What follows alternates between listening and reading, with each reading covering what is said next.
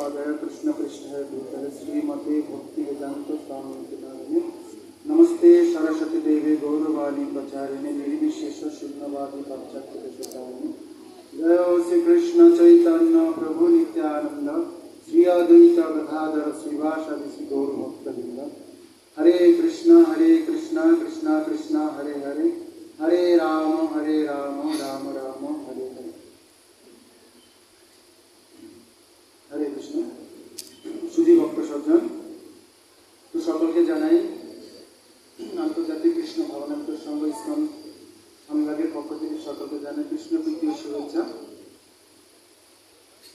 तो आज के হচ্ছে হেরা পঞ্চমী उत्सव तो সেই সাথে আজকে আমাদের ইস্কনের প্রতিষ্ঠাতা আচার্য শিল অভয় চরণারবিন্দ ভক্তি বেদান্ত জগৎগুরু শিল প্রভুপাদের কৃপাধন্য শিষ্য শিল জয় পতাকা স্বামী মহারাজের কৃপাধন্য শিষ্য শ্রীপাদ মিত্র গোপাল কৃষ্ণদাস ব্রহ্মচারী প্রভুর আজকে অষ্টমতম স্মরণ সভা উৎসব।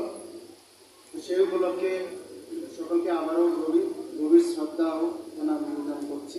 সেই সাথে শ্রীপাদ মিত্র গোপাল কৃষ্ণদাস প্রভু চরণেও প্রণাম নিবেদন করছি। তো এখন আমাদের যে অনুষ্ঠান, তো শাস্ত্রে বলছে যে ব্রহ্মাণ্ড ভূমিতে কোনো ভাগ্যবান জীব গুরু কৃষ্ণ প্রসাদে পায় ভক্তিলতা বীর পর উপকার বহন্তি নদ্য পর উপকার দুহন্তি গাব পর উপকার করন্তি ভিক্ষা পর উপকার ইদম শরীরম। তো শাস্ত্রে বলছে নদী প্রবাহিত হয় পর উপকারের জন্য, গাভী দুধ দেয় পর উপকারের জন্য, বৃক্ষ ফল দেয় পরের জন্য। তো বলছে কি এ মানব দেহ সেটা কার জন্য? সেটা পর উপকারের জন্য। তো বৈষ্ণব হচ্ছে পর দুঃখে দুঃখী। তো বৈষ্ণবরা এই জগতে আসেন কি জন্য? নিজের জন্য আসে না, তারা এই জগতের মঙ্গল সাধন করার জন্য আসেন, পর দুঃখে দুঃখী। আজকে যে আমাদের ইস্কন ইউথ ফোরামের সাবেক ডাইরেক্টর শ্রীপাদ মিত্র গোপাল কৃষ্ণদাস ব্রহ্মচারী প্রভুর আজকে অষ্টমতম স্মরণ সভা উৎসব। তো প্রতি বছর ন্যায় আমরা এবারও আমাদের অথরিটি সেই অনুষ্ঠানের আয়োজন করেছে। আসলে কি বৈষ্ণবের মহিমা গুণকীর্তন করলে কি হয়, যে বৈষ্ণবের 26টা গুণ থাকে। তা আমরা যদি বৈষ্ণবের মহিমা কীর্তন করি তাহলে কি হবে? আমাদের অনর্থ নিবৃত্ত হবে এবং বৈষ্ণবের যে গুণগুলো রয়েছে সেটা আমাদের মধ্যে আসবে। সেই উপলক্ষে, সেই লোভে, সেই ইচ্ছা আমরাও আজ সেই প্রয়াস করছি বৈষ্ণবের মহিমা গুণকীর্তন করার জন্য। যদিও আমাদের হৃদয়ে অনেক অনর্থ রয়েছে, তারপরেও বৈষ্ণবের মহিমা গুণকীর্তনে যদি আমাদের শুদ্ধ ভক্তি আসে, সেই লোভে আমাদের আজকের এই অনুষ্ঠান। তো একে একে আমাদের বিভিন্ন ভক্তবৃন্দরা যারা প্রভুর সাথে ছিলেন, প্রভুর কাছে ছিলেন, প্রভুর অনেক মহিমা রয়েছে আপনারা সকলে জানেন।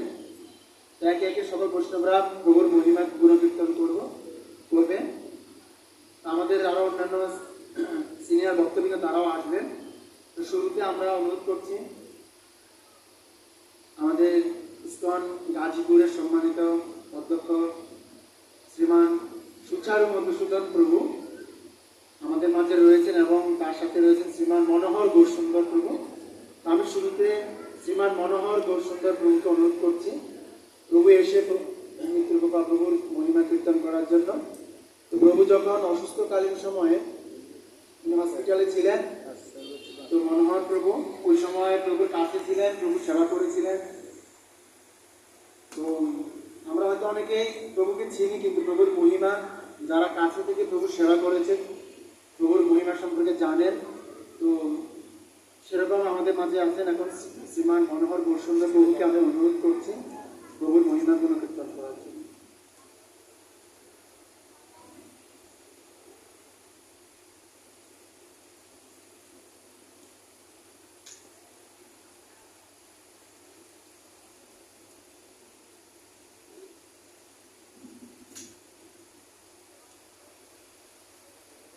হরে কৃষ্ণ।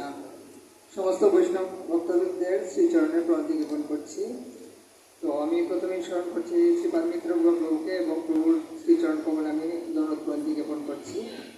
তো আপনার একটু আশীর্বাদে আমি একটু প্রভুর মহিমা সম্পর্কে কিছু বলার প্রয়াস করবো, তো আপনারা সবাই একটু আশীর্বাদ করবেন। তো আমি প্রভুর বিশেষত কয়েকটা গুণের কথা আমি উল্লেখ করতে চাই। তো তার মধ্যে একটা গুণ হচ্ছে মানে আকর্ষণ করার যে ক্ষমতা। তো প্রভু আসলে সবাইকে অনেক আকর্ষণ করতে পারতেন, আসলে প্রভুর একটা গুণ ছিল অত্যন্ত প্রবল। তো প্রভুর সাথে আমার প্রথম সাক্ষাৎ হয় সিলেটে। তো প্রভুকে আমি চিনতাম না তখন। তো তো প্রভুকে দেখে আমি প্রভুকে অত্যন্ত আকৃষ্ট হই, যে আমি বলি যে আমি তো অনেক ভক্তকে চিনি, তো প্রভুকে আমি কখনো দেখিনি। তখন থেকে আমি অনেক আকৃষ্ট হই।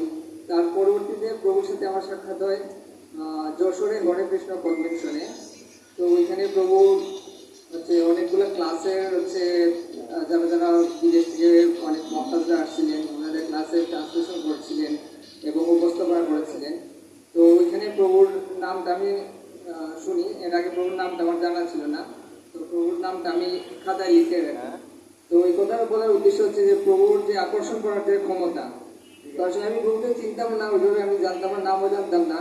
কিন্তু প্রথম থেকে যখন প্রভুর দর্শন পাই এবং তখন থেকে প্রভুর প্রতি অত্যন্ত আকৃষ্ট হই। তো এটা প্রভুর অত্যন্ত একটা বড় একটা গুণ ছিল, সবাইকে প্রবলভাবে আকৃষ্ট করতে পারতেন।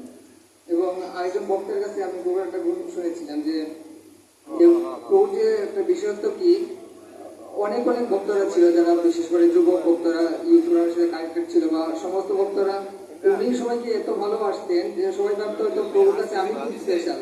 তো এইরকম হয়তো অনেক অনেক ভক্তকে জিজ্ঞাসা করলে সবাই বলবে সবাই তো প্রভু তো সবাইকে ভালোবাসেন, তো আমাকে অত্যন্ত বেশি ভালোবাসেন।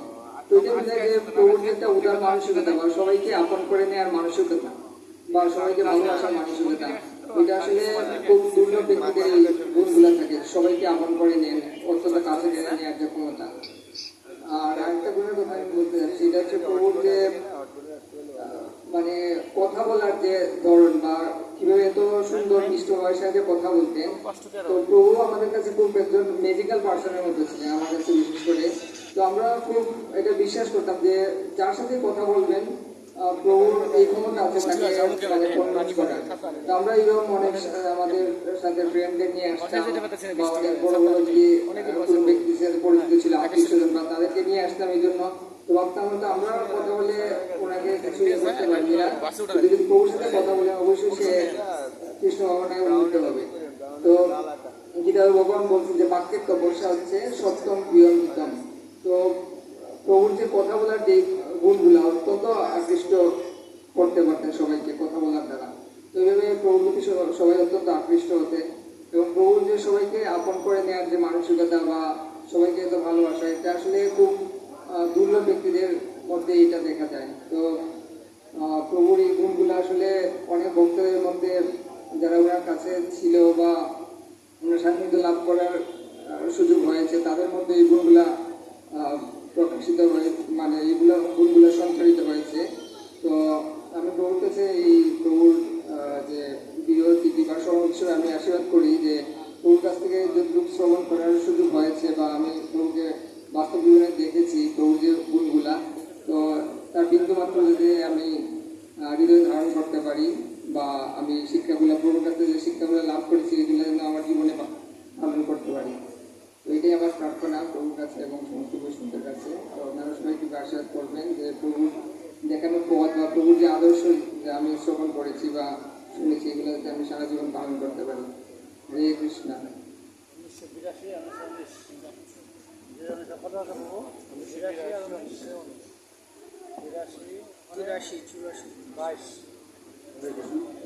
অসংখ্য ধন্যবাদ শ্রীমান মনোহর খুব সুন্দর প্রভুকে।